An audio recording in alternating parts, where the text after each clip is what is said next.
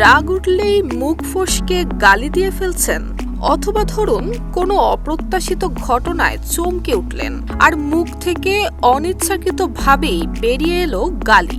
আশ্চর্যজনকভাবে এতে আপনি স্বস্তিও পেলেন, কিন্তু কেন? এটি কি শুধুই খারাপ অভ্যাস, নাকি এর পেছনে আছে বৈজ্ঞানিক ব্যাখ্যা? মনোবিজ্ঞানীরা বলছেন, রাগ, হতাশা কিংবা মানসিক চাপ যখন জমতে থাকে, মস্তিষ্ক তখন সহজ এবং দ্রুত মুক্তির পথ খোঁজে, আর গালি হলো সেই শর্টকাট। এই মুহূর্তে গালি দিলে অনেকেরই সাময়িক স্বস্তি মেলে, কিন্তু বিপত্তি বাধে যখন এই আচরণটি নিয়মিত হয়ে যায়। আর এই অভ্যাস ধীরে ধীরে নেতিবাচক প্রভাব ফেলে ব্যক্তিত্ব, সম্পর্ক এবং সামাজিক ভাবমূর্তিতে। অজান্তেই মানুষ অন্যদের কাছে হয়ে উঠতে থাকে বিরক্তি কিংবা ঘৃণার পাত্র।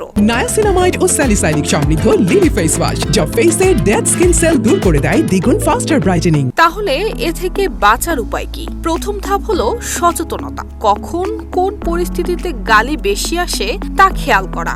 রাগ কিংবা চাপের মুহূর্তে সঙ্গে সঙ্গে প্রতিক্রিয়া না দেখিয়ে কয়েক সেকেন্ড থেমে যাওয়া, গভীর শ্বাস নেয়া কিংবা পানি খাওয়ার মতো ছোট ছোট কৌশল অবলম্বন করা। দ্বিতীয়ত, বিকল্প ভাষা ব্যবহার। সরাসরি গালি না দিয়ে হালকা শব্দ কিংবা হাস্যরস দিয়ে পরিস্থিতি সামাল দেয়া গেলে ধীরে ধীরে এই অভ্যাস বদলানো সম্ভব। সবচেয়ে গুরুত্বপূর্ণ বিষয় হলো নিজের আবেগকে চেপে না রেখে স্বাস্থ্যকরভাবে তা প্রকাশ করা। কথা বলা, লিখে ফেলা কিংবা নিজের পছন্দের কোনো কাজে মনোযোগ দেয়া। শেষ পর্যন্ত গালি আসা অস্বাভাবিক কিছু নয়, এটি মানুষের আবেগেরই অংশ। তবে তা নিয়ন্ত্রণ করতে পারাই হতে পারে পরিণত মানসিকতার পরিচয়। নুসরাত জাহান মেহেক, ঢাকা পোস্ট।